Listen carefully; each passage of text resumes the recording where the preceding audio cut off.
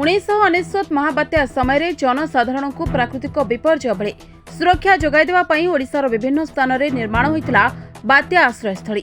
एही परिप्रेक्षी में कटक जिला सालेपुर ब्लॉक ओडासिंह जतीन्द्रनाथ सरकारी उच्च विद्यालय परिसर में निर्माण होइतिला बात्या आश्रयस्थली।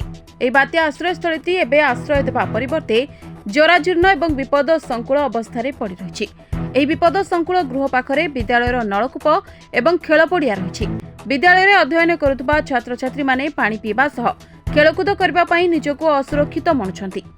तुरंत एही विपद संकुल बात्या आश्रयस्थल को भंगा जावाई स्थानीय ग्रामवासी एवं अभिभावक माने मंडल शिक्षाधिकारी, जिला शिक्षा अधिकारी एवं स्थानीय प्रशासन को निवेदन करिसेंती।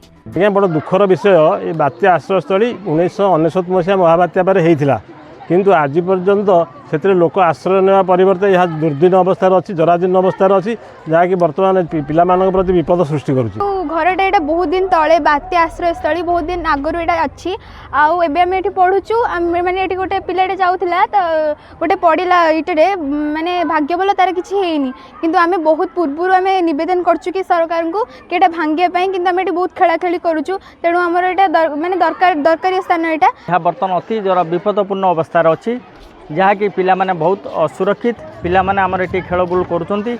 या पूर्वर मध्य मु अनेक थर आसी मु सार को पचारे कि सेफ्टी कोर्स माध्यम रे तमे निरापद पिला को बुझाऊच किंतु एठी तो निजे गोटे निरापद जिनस माने आपद जिनस रखछ जोता कि पिला को हमको असुविधा करि पारे।